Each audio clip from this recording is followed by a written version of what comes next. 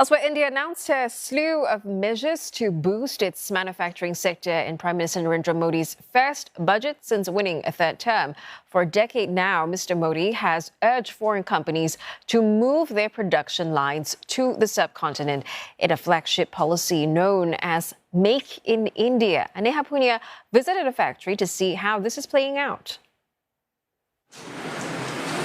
Shaping not just children's dreams, but also crafting India's future.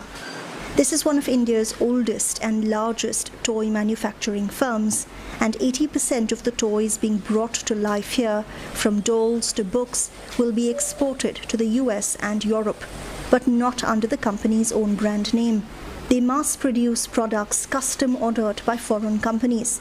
So our biggest market is USA, and we are working with some of the top brands and retailers there.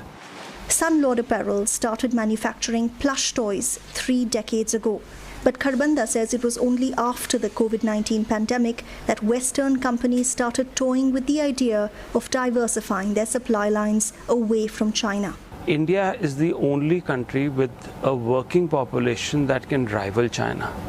This company employs 400 people who turn out 8,000 toys every day. And companies say this affordable and large labor pool is what is drawing foreign companies to India. It's also what the government is hoping to leverage to create millions of new jobs.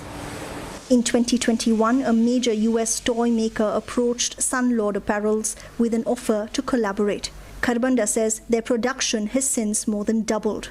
And now requests from other Western companies are piling up. Yes, we've already started a new factory last year, which is focused more on high volume production. And we've got connections with quite a few large US brands who want to source from India, who already visited the factory and audited it.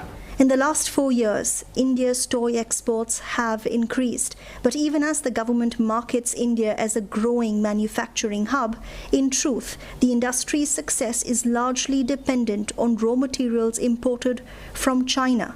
Despite heavy restrictions on Chinese investments following a border standoff in 2020, India has continued to allow the import of industrial goods from China. More recently, the Modi government indicated it may consider allowing Chinese investments to boost the sector, a development welcomed by industry players. Economies of scale has always been a challenge. We would love to be able to import more materials from China more easily to help us meet the global requirements that we have. India's push to become a global manufacturing hub is why Modi's first budget of his third term saw cuts on custom duties to make the import of certain raw materials cheaper. There were also incentives for factories to hire more workers and more dormitories to support a labor expansion. For years now, Modi has struggled to tackle record unemployment levels and a robust manufacturing sector, which now employs 11% of the workforce, could help add millions of jobs. Experts say India's manufacturing goals can best be achieved if the pivot of supply lines to India is more permanent. We have to look into developing an ecosystem where parts and components are also manufactured into the country.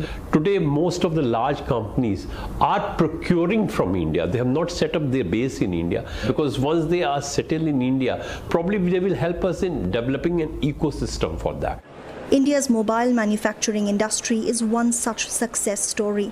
As of this year, nearly all of India's mobile phones are made locally, while 30% of output is exported.